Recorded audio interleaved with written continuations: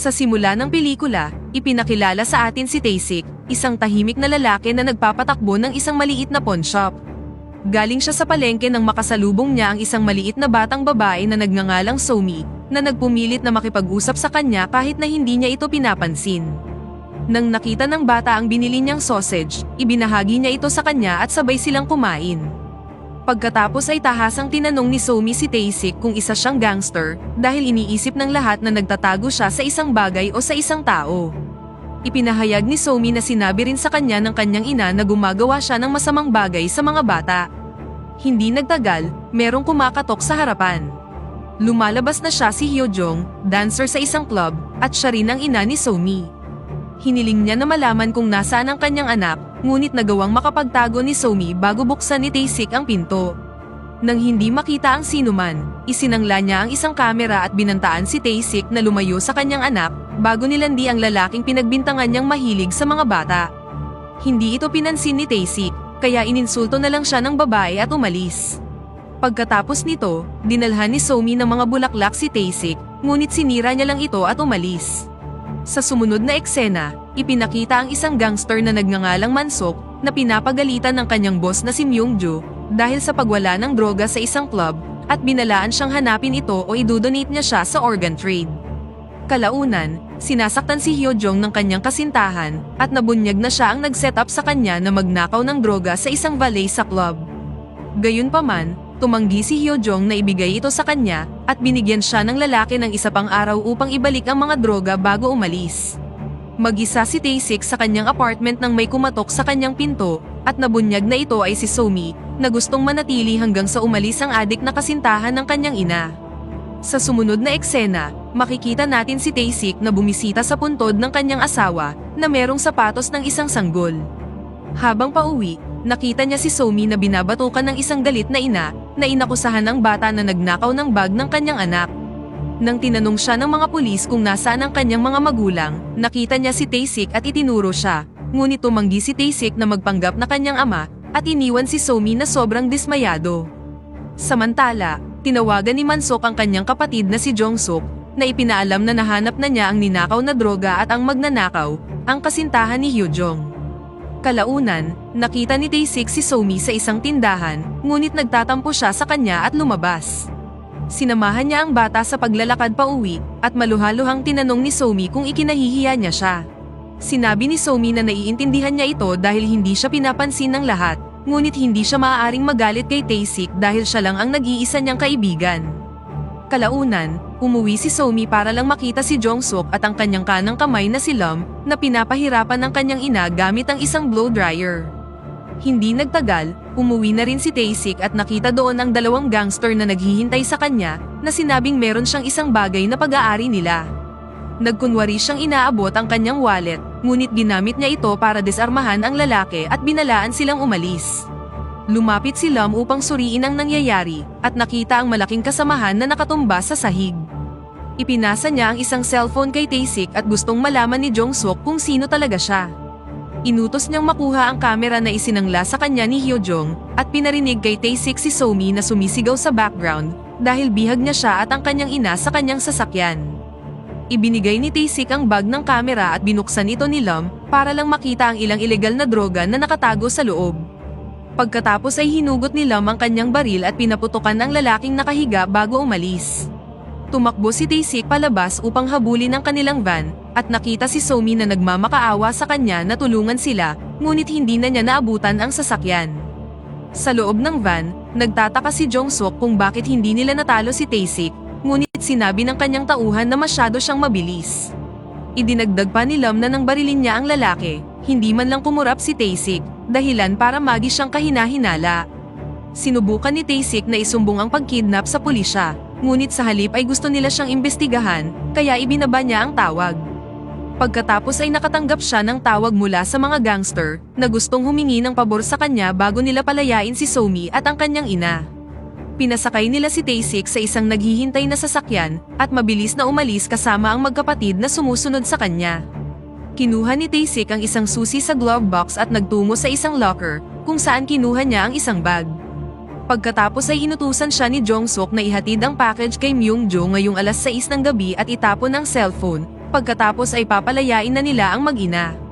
Binuksan ni Taysik ang package para lamang makita ang mga iligal na paraphernalia at na-realize kung ano ang pinapagawa nila sa kanya.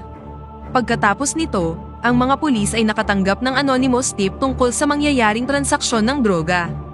Hindi nagtagal, nakarating na si Taysik sa lokasyon at itinago ang isang kutsilyo sa kanyang medyas, bago dumating ang ilang kalalakihan, at dinala siya sa silid kung saan nakilala niya si Myungju. Umupo siya sa harap ng crime boss na sinimulan siyang kutsain sa lengguaheng Chinese hanggang sa ibunyag ni Taysik na nagsasalita siya ng kanilang wika. Ibinigay niya ang droga at hiningi ang mag-ina ngunit walang ideya si Myungju kung ano ang sinasabi niya. Sa sandaling yun, nakatanggap siya ng tawag mula kay Mansok habang ang mga pulis naman ay naghahanda na upang salakayin ang lugar. Ipinahayag ni Mansok na sinet up niya siya upang makapaghiganti kay Myungju. Hinawakan ng mga tauhan ni Myungju si Taysik, ihinagas ang droga sa kanyang mukha, at inutusan ng kanyang mga tauhan na ibigay siya sa mga pulis. Itinapon nila si Taysik mula sa gusali, ngunit sa kabutihang palad ay nahulog siya sa isang lambat. Kasabay nito, si Myungju at ang kanyang mga tauhan ay nakasalubong ang ilang mga pulis. Pumunta ang crime boss sa isa pang exit at sinubukang tumakas, ngunit tumalon si Taysik sa kanyang sasakyan at hinarangan ang exit ni Myungju, na naging sanhi ng kanyang pagbangga. Lumabas siya at tumakbo, at si Taysik naman ay handa na siyang habulin, hanggang sa may nakita siya sa trunk ng kanyang sasakyan at huminto sa pagkabigla. Naabutan siya ng mga pulis at inaresto siya, at kinilabutan sila nang makita ang bangkay ni Hyojong na nasa trunk ng sasakyan ng ating bida. Dinala si Taysik sa kustodiya ng pulisya, kung saan dito nabunyag na kinuha ang mga organ ni Hyojong para ibenta sa black market. Gumawa ang mga pulis ng background check kay Taysik, ngunit wala silang nahanap tungkol sa kanya. Nagbanta sila na ikukulong si Taysik kapag hindi siya nagsalita, ngunit pinanatili niyang nakatikom ang kanyang bibig. Pagkalipas ng ilang minuto, makikita nating nakatumba na ang mga pulis sa opisina at wala na rin si Taysik. Samantala, ibinaba si Somi sa gilid ng kalsada patungo sa isang matandang babae, na dinala siya sa isang apartment at nangakong dadalhin siya sa kanyang ina. Ngunit sa halip, ikinulong ng matanda si Somi sa loob ng atik at iniwan siya doon, kasama ng iba pang mga kinidnap na bata. Samantala, kinuha ni Taysik ang teleponong itinapon niya kanina. Kasabay nito, tiningnan ng mga pulis ang footage ni Taysik habang tumatakas siya, at sinabing 6 na pulis ang naospital. Nang sinuri ng mas malalim ang kanyang background, na-realize nila na nilock ang kanyang file ng military intelligence. Sa kabilang banda, dinukot ni Jong-suk ang kasintahan ni Hyojong at inakusahan siyang nagtatrabaho para kay Taysik, ngunit sinabi niyang wala siyang alam, kaya pinatay siya ni Mansok. Samantala, nahanap ni Lam si Myungju at pinatay siya. Sa karagdagang pagsisiyasat, natuklasan ng mga pulis na si Taysik ay dating secret operative para sa South Korean Army Intelligence, na merong maraming papuri ngunit nagretiro matapos siyang masugatan, at ang kanyang buntis na asawa ay pinatay ng isang hitman. Pagkatapos nito, hinanap ni Taysik ang lalaking nagbenta ng teleponong ibinigay sa kanya. Tumanggi ang lalaki na i-give up ang kanyang buyer kaya nagpatuloy si Taysik na patumbahin ang lahat ng mga lalaki sa silid. Pagkatapos ay binigyan siya ng mga detalye tungkol sa isang organ harvester na pinangalanang Dochi. Nagmamadaling pumunta si Taysik sa lokasyon na nabunyag na isang club. Sa mga oras na yun, nasa banyo si Dochi nang pumasok si Taysik. Bumunot si Dochi ng kutsilyo ngunit masyadong mabilis si Taysik at pinilit siyang saksakin ang kanyang sarili.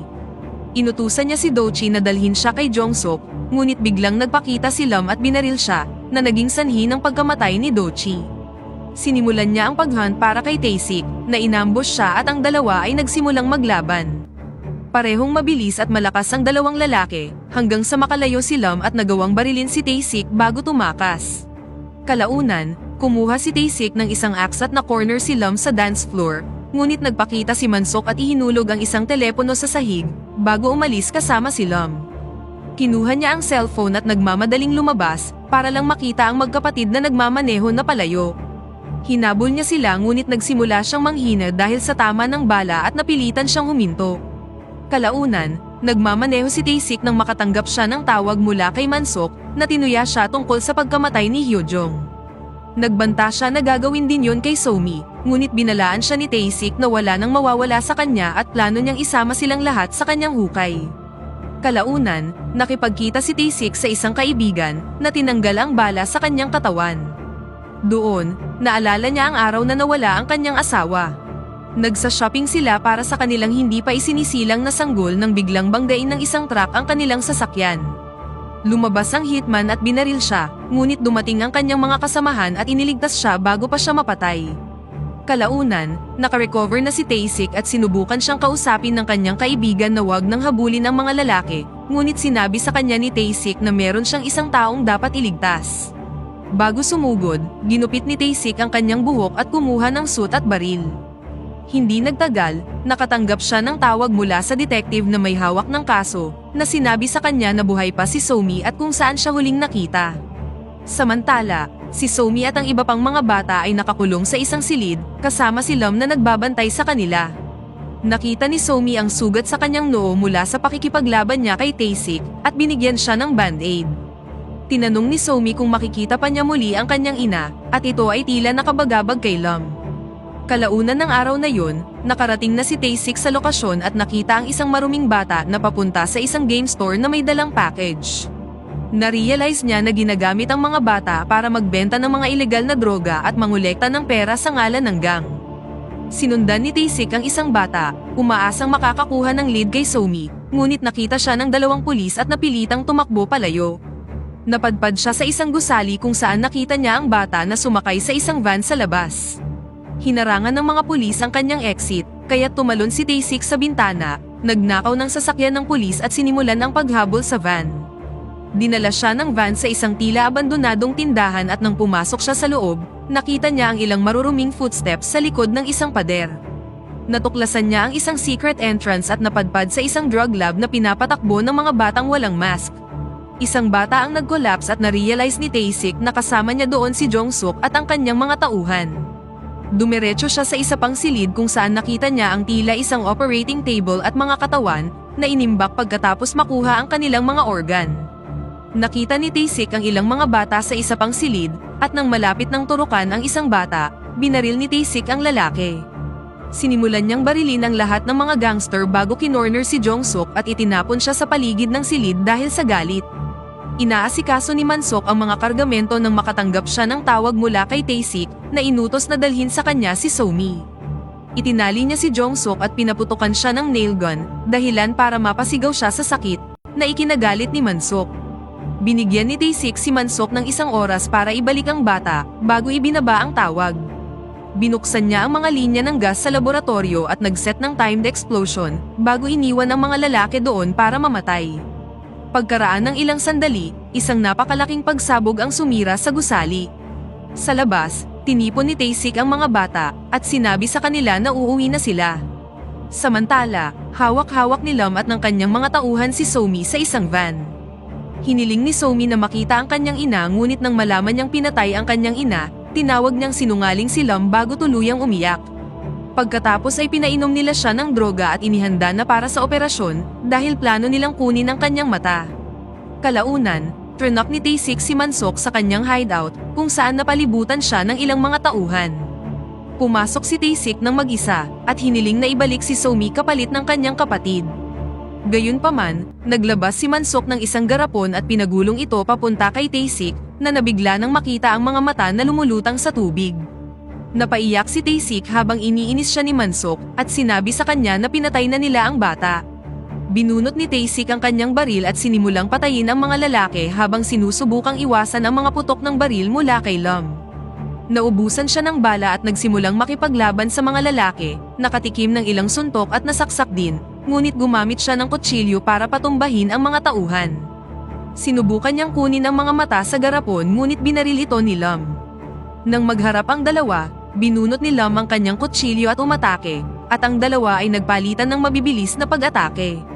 Dahan-dahang nakuha ni Taysik ang kalamangan, bago tinapos si Lam ng maraming saksak at isang final blow sa kanyang puso.